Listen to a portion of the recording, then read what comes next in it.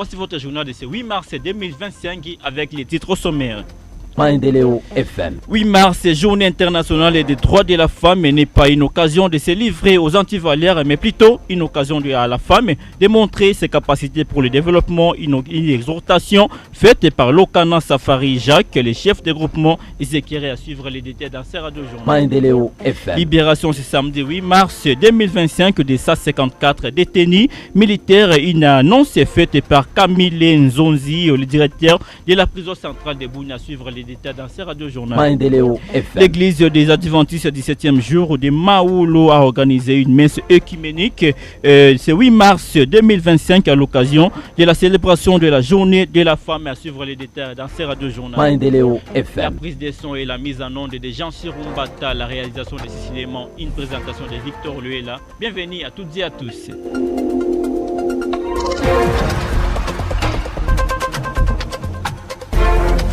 Madame, messieurs, bonsoir. La journée internationale des droits de la femme est célébrée le 8 mars de chaque année. N'est pas une occasion de se livrer aux antivalaires, mais plutôt de montrer les capacités de la femme dans le développement. Cette exhortation des femmes a été faite par Lokana Safari Jacques, le chef de groupement Bédou Ezekiel. Nous vous proposons de les suivre. Donc, l'activité normalement est organisée par les mamans, mais sous notre initiative. Parce qu'avant, ils le faisaient d'une manière individuelle. Chaque village s'organisait de leur manière. Nous avons vu que c'était une grande activité qui pouvait aussi donner valeur pour notre activité. Nous avons pris cette responsabilité à ce que les mamans puissent s'organiser au niveau du groupement. C'est comme ça, depuis on a pris cette initiative, pour aujourd'hui, ça fait pour la 4e fois. Nous sommes en train de célébrer cette activité avec les mamans. Notre accompagnement. Il s'agit de tous les villages qui composent le groupement Bédou-Ezekiel. Il y en a 37 villages. Mais faute de situations si sécuritaires, les autres ont peur.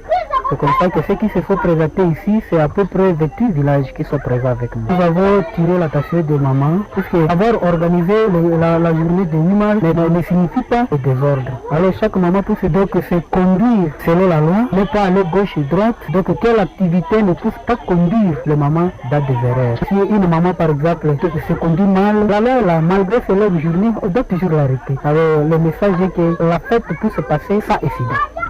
Hier, maman présidente du groupement Bédou Ezekiel lance que cette activité regroupe les mamans des 37 villages. Suivez-les dans cet élément. Notre activité, c'est l'activité de lever maman pour manifestation de le 8 mars. Comme l'État nous a donné un jour seulement dans une manifestation. Normalement, c'est le moment qui se trouve dans le village, 37 villages.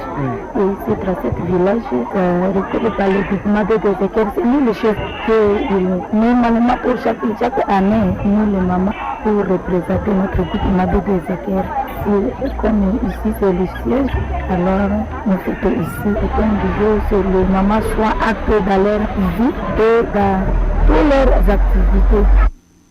L'auditorat militaire a libéré ce samedi 8 mars 2025 154 détenus militaires pour raison d'État. Cette annonce a été pour raison faite par Camille Nzozi, le directeur général de la prison centrale de Bounia. D'après cette autorité militaire, ce sont les détenus qui avaient des petits dossiers judiciaires. Suivez-les.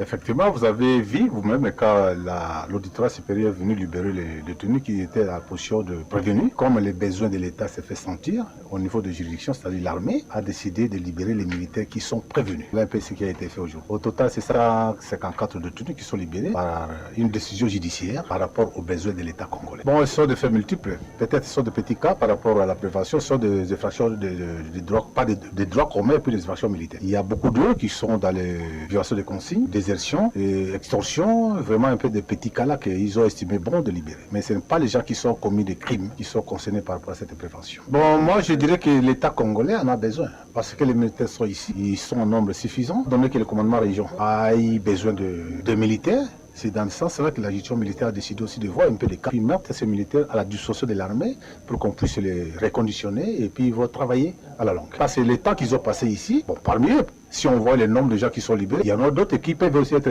acquittés. Il y a d'autres qui devaient quand même avoir des petites punitions de 6 mois. Alors ça n'a pas d'impact par rapport à Bonne nouvelle pour la province de l'Ituri, 5 tonnes de divers médicaments pour certaines zones de santé ayant une population spéciale déplacée, blessée de guerre et les autorités et les autres en territoire de Djougou, Irumu et Mambasa, une dotation de l'Organisation mondiale de la santé OMS en sigle. Je vous propose de suivre plus de détails dans cet élément de Dr Derby au micro de la RC Mbounia. En effet, l'Organisation mondiale de la santé qui appuie la division provinciale de la santé dans la mise en œuvre des activités de santé, notamment l'accès aux soins, a pu appuyer la division provinciale de la santé avec un kit de 5 tonnes de médicaments, soit un volume de 30 mètres cubes pour pouvoir assurer le soin des malades, parmi lesquels il y a les blessés des différents conflits qui sont en cours dans la province, mais aussi des malades de soins de routine, mais aussi certaines situations dont la gestion de certaines épidémies en cours, dont la rougeole qui sévit dans près de 10 zones de santé sur les 36 dans la province. Ok, merci beaucoup. Quant au contenu, donc nous avons les médicaments pour la gestion des malades qui souffrent de rougeole. Donc ça, ce sont tous les cas qui se rendent dans les hôpitaux soupçonnés de rougeole ou encore qui ont été confirmés de rougeole afin de pouvoir assurer leur prise en charge gratuite comme ça s'est fait dans la routine. Il y a aussi les médicaments pour la prise en charge des cas suspects de choléra, voire même des malades qui ont été diagnostiqués choléra, quoique nous savons que depuis un certain nombre d'années, il n'y a pas de cas confirmés de choléra dans la province de l'Ituri, mais tous les temps, nous notifions quand même des cas suspects de diarrhée suspect de choléra chez les enfants. Les médicaments pourront servir effectivement pour ces malades-là, en attendant d'avoir la confirmation biologique au niveau de laboratoire, mais lorsque les malades se présentent, ça permettra de pouvoir assurer leur prise en charge gratuite avec ce genre de kits. Rendons-nous à présent à Béni où il y a eu commémoration ce samedi 8 mars 2025 de la journée internationale de la femme. Mais cette journée a été célébrée dans un contexte particulier suite aux agressions rwandaises sous couvert du 1/3 RDF AFC. Des activités ont été organisées en ville de Béni pour honorer cette journée. Récit des faits avec Joël Kamabou.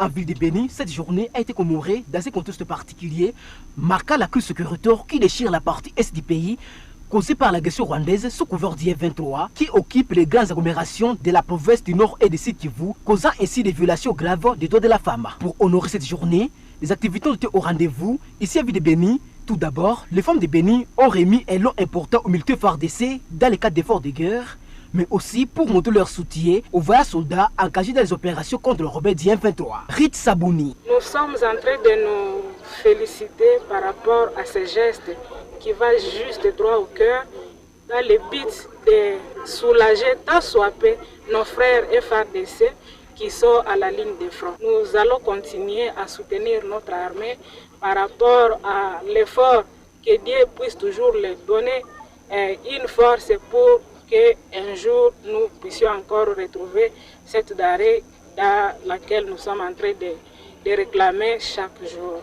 Nous sommes en train de demander à tout et chacun de fournir encore un effort pour qu'ensemble, chacun à son niveau, nous puissions encore respirer une paix durable, stable dans notre zone. À cette occasion, la chef du service JAR, famille et enfants, à ville de Béni, Rit Sabouni appelle tous les groupes armés à déposer les armes et à toute personne qui collabore avec les ennemis de la paix à se désolidariser avec les groupes rebelles qui insécurisent la région afin de promouvoir la paix longtemps recherchée. Au même moment, il demande aux femmes et aux jeunes filles à intégrer la réserve armée de la défense RAD pour faire face à l'agression rwandaise sous couvert du M23. Le message que nous envoyons à Take Maman, c'est de demander à ses enfants de se désolidariser et de venir aux côtés de force qui est la FARDC, qui est une force gouvernementale et qui travaille pour le bien-être de nous. Les femmes de Béni sont déjà engagées dans ce sens-là et nous avons entamé une sensibilisation pour que les jeunes filles et les femmes adhèrent,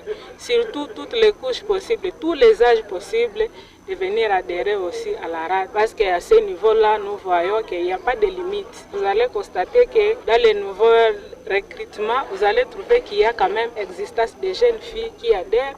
Et nous osons croire qu'avec le temps, lorsque nous allons intensifier les sensibilisations, ça sera l'apanage de tout le monde. Le commandant algérien des opérations Sokola 1, qui a réceptionné ces gestes donnés par les femmes de Béni, le général Vessa Kitoko, parce que ces gestes prouvent la volonté et la détermination des femmes de Béni pour dire non à l'agression rwandaise. Il leur exhorte de prier fort pour que cette guerre injuste imposée par le Rwanda prenne fin. Vessa Kitoko. L'acte d'aujourd'hui, nous ne le voyons pas en termes de quantité.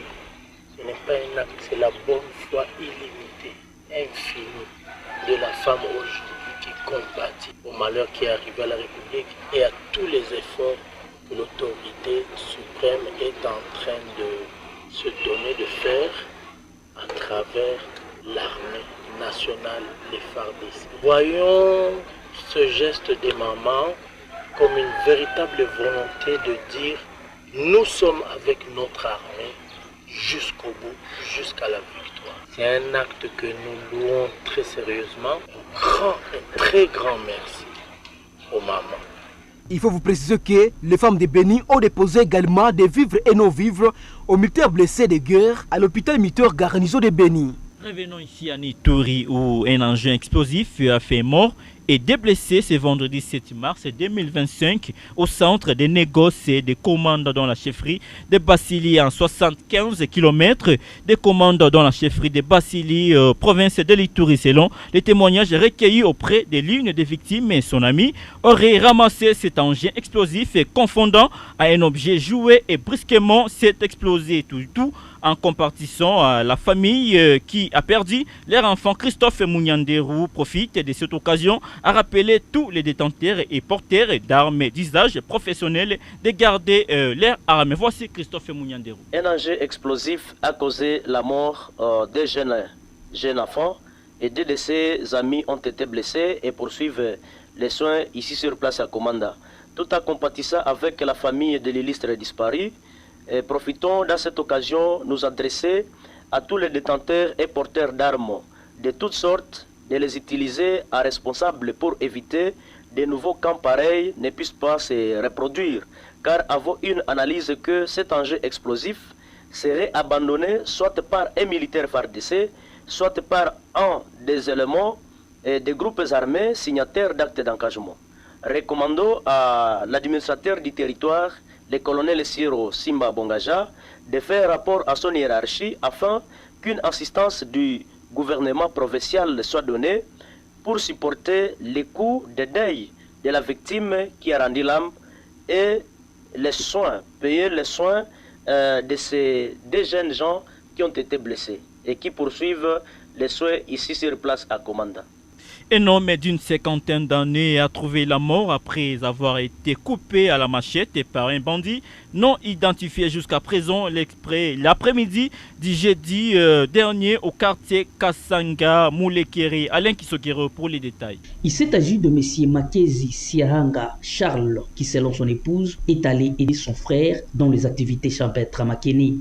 Arrivé au champ, il a trouvé un voleur de cacao qui lui a coupé à la machette. Cette même source renseigne qu'une personne de bonne volonté, constatant le dégât, a tenté de sauver la vie de la victime en transportant celle-ci sur sa moto pour une structure sanitaire au centre de ces quartiers et qui référa aussi la victime à l'hôpital général de référence de Béni où elle a clémencé. En attendant la continuité des enquêtes, le corps de victime est placé à la chambre froide pendant que le deuil s'organise à la résidence familiale située à face du temple de l'église Sebeka Cité Belge. C'est au quartier Kantinjouli dans la cellule Ndindi à commune de Bungoulou.